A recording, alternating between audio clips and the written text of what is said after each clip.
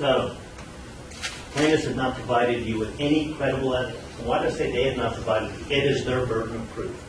They have to show you that Mr. Herrera was exposed to dangerous levels of asbestos from CertainTeed asbestos cement pipe. It can't be based on speculation. It can't be based on, well, certainly at some point maybe he was around it. They have to prove it to you, more likely than not. And they have not shown that Mr. Herrera ever laid eyes on CertainTeed pipe or that he cut CertainTeed pipe, much less within the breaks of the saw. Again, already addressed the fact that just because Mr. Passmore uses the term major doesn't mean that they were, CertainTeed was a major supplier to Sun Air. In fact, just like Ms. Chester argued, well, Mr. Stanton agreed that CertainTeed was a major supplier in the Phoenix area. We were, but not to Sun Air.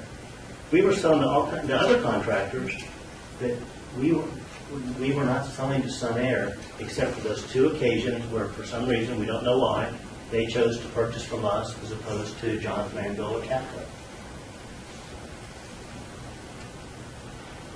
So what about the invoices? Where does that come from? Mr. Ambler explained it to you. We went through over 42,000 invoices, one by one, looking to find out at the ship to, who was it shipped to, who was it purchased by, looking for Sun Air contractors. We did that for 32,000 invoices from Riverside. Why is the almost 33,000 for Riverside? Because that's where almost all of the pipe shipped to Phoenix came from. Those were the invoices we searched.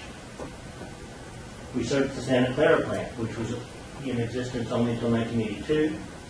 And then we searched the Arizona yard. And we found only the 7 invoices.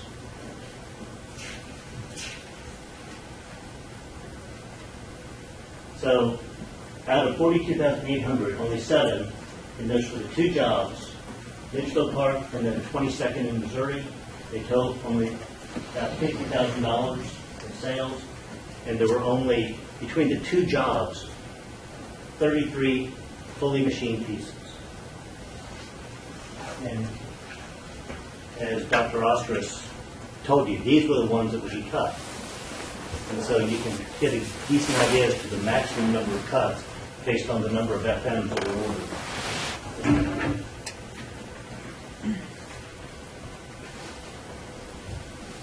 So, by the way, Mr. Ambler testified on cross-examination. We sold a lot of pipe to Sun Air. We're like, what? And then on redirect, he said, well, if you said on cross that you sold quite a bit of pipe to Sun Air, was that a mistake? And he says, I said that? No. They purchased whatever the invoices showed. That's what we sold to Sun Air, whatever the invoices showed.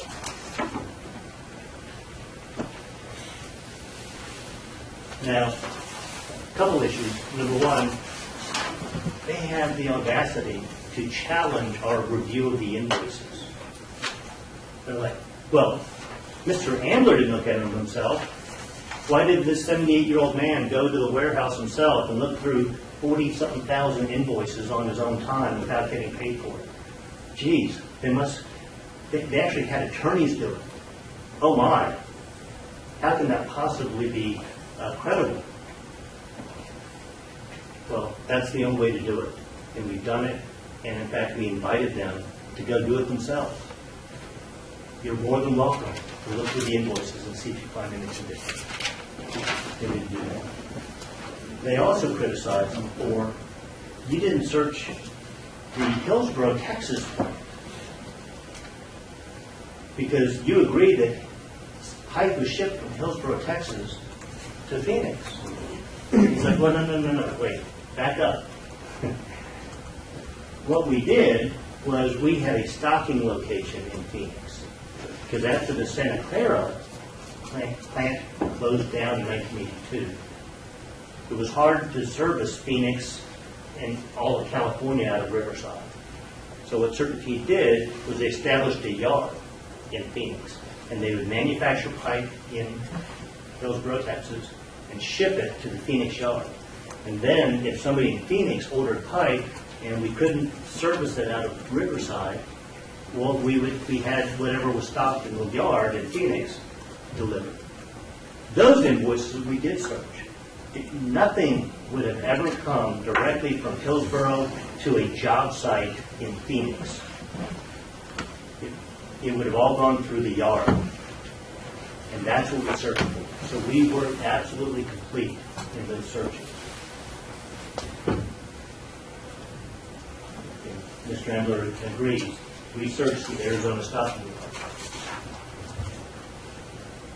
And we invited the plaintiffs to come look for themselves. Did they know? Because it's much easier to just question whether we found all the invoices than it is to actually do the work themselves.